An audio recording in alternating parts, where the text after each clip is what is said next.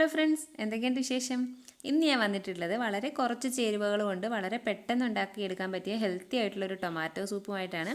കുട്ടികൾക്കൊക്കെ ഒത്തിരി ഇഷ്ടപ്പെടുന്ന ഒന്നാണ്. ഇതുണ്ടാക്കാനായിട്ട് ഞാൻ 4 തക്കാളി എടുത്തിട്ടുണ്ട്. നല്ല പഴുത്ത തക്കാളി നോക്കി എടുക്കുക.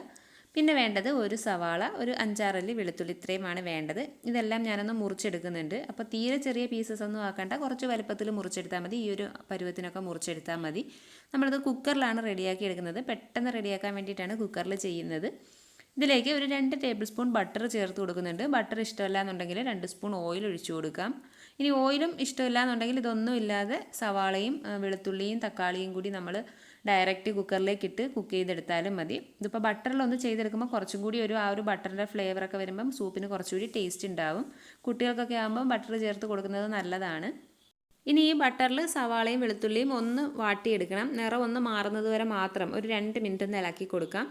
അതിൻ്റെ നിറം ഒന്ന് മാറി വരുമ്പോൾ അതിലേക്ക് അരിഞ്ഞു വെച്ചിരിക്കുന്ന തക്കാളിയും കൂടി ചേർത്ത് കൊടുക്കാം.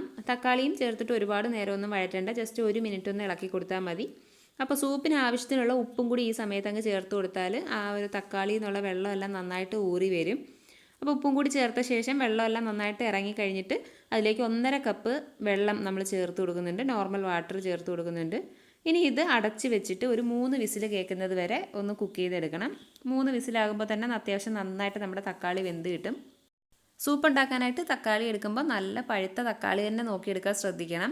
പഴുപ്പ് കുറഞ്ഞ തക്കാളി ആണെങ്കിൽ സൂപ്പിന് കറക്റ്റ് ടേസ്റ്റ് ഉണ്ടാവത്തില്ല, പുളിരസം കൂടുതലായിട്ടുണ്ടാകും.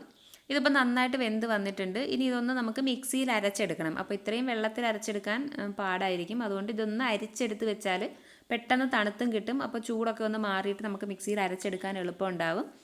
ഇതൊരു അരിപ്പയിലോട്ടൊന്ന് ഒഴിച്ചു കൊടുത്തിട്ട് ഒന്ന് തണുക്കാനായിട്ട് മാറ്റി വെക്കാം. ചൂടൊക്കെ മാറി ഒന്ന് തണുത്ത ശേഷം ഇത് മിക്സിയുടെ ജാറിലേക്ക് ഇട്ട് കൊടുത്തിട്ട് അരച്ചെടുക്കണം. അപ്പോൾ ഇതിപ്പോൾ നല്ല വെള്ളമെല്ലാം വാർന്ന് നല്ല ഡ്രൈ ആയിരിക്കുകയാണ്. അതുകൊണ്ട് തന്നെ ഞാൻ ആ അരിച്ച് വെച്ചതിൽ നിന്ന് ഒരു 2 സ്പൂൺ വെള്ളവും കൂടി ഇതിലേക്ക് ഒഴിച്ചു കൊടുക്കുന്നുണ്ട്. ഇതും കൂടി ചേർത്തിട്ട് ഇതൊന്ന് നന്നായിട്ട് അരച്ചെടുക്കാം. അരച്ചെടുത്തിട്ട് ഒന്നും കൂടി ഒന്ന് അരിച്ചെടുക്കണം. അതിൽ അരയാത്ത കുരുവും തൊലിയൊക്കെ കിടപ്പുണ്ടെങ്കിൽ അതൊക്കെ ഒന്ന് പോയി കിട്ടുന്നതിന് വേണ്ടിയിട്ട് ഒന്നും കൂടി ഒന്ന് അരിച്ചെടുക്കാം. അപ്പോൾ ഞാൻ ആ മിക്സിയുടെ ജാറിലേക്ക് ഒരു 1/2 കപ്പ് വെള്ളവും കൂടി എക്സ്ട്രാ ഒഴിച്ചിട്ട് അതും കൂടി ഇതിലേക്ക് ചേർത്ത് കൊടുത്തിട്ടുണ്ട്. മൊത്തം നമ്മളിപ്പോൾ 2 കപ്പ് വെള്ളം ചേർത്ത് കൊടുത്തിട്ടുണ്ട് ഇതിലേക്ക്. ഇനി ഇത് ഒരു സോസ് പാനിലേക്കോ ഒരു പാത്രത്തിലേക്കോ ഒഴിച്ചിട്ട് ഒന്ന് തിളപ്പിച്ചെടുക്കണം. തക്കാളി കുക്കറിൽ വേവിക്കുന്ന സമയത്ത് ഒരു ചെറിയ പീസ് ബീറ്റ്റൂട്ടും കൂടി ഇട്ട് കുക്ക് ചെയ്ത് കഴിഞ്ഞാൽ സൂപ്പിന് കുറച്ചും കൂടി ഒരു കളർ ഉണ്ടാകും. ഇനി ഇതിലേക്ക് ആവശ്യത്തിനുള്ള കുരുമുളക് പൊടി ചേർത്ത് കൊടുക്കാം. ഞാനിവിടെ 1/2 ടീസ്പൂൺ കുരുമുളക് പൊടി ചേർക്കുന്നുണ്ട്. കുരുമുളക് പൊടിയൊക്കെ ഓരോരുത്തരുടെ ടേസ്റ്റ് അനുസരിച്ചിട്ട് ചേർത്ത് കൊടുക്കുക.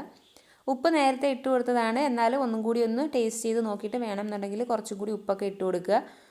ഒരു ടേസ്റ്റ് ബാലൻസിങ്ങിന് വേണ്ടിയിട്ട് ഞാനൊരു 1/2 ടീസ്പൂൺ പഞ്ചസാര കൂടി ചേർക്കുന്നുണ്ട്. ഇത് ചേർക്കണമെന്ന് നിർബന്ധമൊന്നുമില്ല, ഇഷ്ടമുണ്ടെങ്കിൽ മാത്രം ചേർത്താൽ മതി.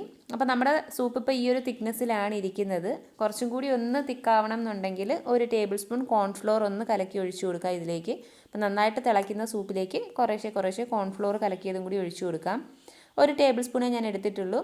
ഇനി കോൺഫ്ലോർ ചേർക്കാൻ ഇഷ്ടമില്ല എന്നുണ്ടെങ്കിൽ നമ്മൾ തക്കാളി വേവിക്കുന്ന സമയത്ത് ഒരു 2-3 പീസ് ക്യാരറ്റ് ചേർത്ത് കൊടുത്തു കഴിഞ്ഞാൽ കുറച്ചും കൂടി ഒരു തിക്കായിട്ടിരിക്കും സൂപ്പ്. ഇപ്പോൾ സൂപ്പ് ഏകദേശം ഈ ഒരു തിക്നെസ്സിൽ നന്നായിട്ട് തിളച്ച് വന്നിട്ടുണ്ട്. ഇനിയിപ്പോൾ തീ ഓഫ് ചെയ്യാം, എന്നിട്ട് ചൂടോട് കൂടി സെർവ് ചെയ്യാം. ഓരോരുത്തർക്കും ഡിഫറൻറ്റ് കൺസിസ്റ്റൻസിയിലായിരിക്കും സൂപ്പ് ഇഷ്ടം ഉണ്ടാവുക. അതനുസരിച്ചിട്ട് തിക്കായിട്ട് വേണമെന്നുണ്ടെങ്കിൽ അങ്ങനെ തിക്കാക്കി എടുക്കുക. അതല്ല ലൂസായിട്ട് വേണമെന്നുണ്ടെങ്കിൽ വെള്ളം ചേർത്ത് അഡ്ജസ്റ്റ് ചെയ്തെടുക്കുക. എന്തായാലും തീർച്ചയായിട്ടും ട്രൈ ചെയ്ത് നോക്കുക. വളരെ ടേസ്റ്റി ആയിട്ടുള്ളൊരു സൂപ്പാണ്. എൻ്റെ ഇന്നത്തെ ഈ വീഡിയോ നിങ്ങൾക്ക് ഇഷ്ടമായെങ്കിൽ ലൈക്ക് ചെയ്യുക, നിങ്ങളുടെ അഭിപ്രായങ്ങളൊക്കെ കമൻറ്റ് ചെയ്യുക. വേറൊരു നല്ല വീഡിയോ ആയിട്ട് വീണ്ടും കാണാം. അതുവരെ bye bye and take care.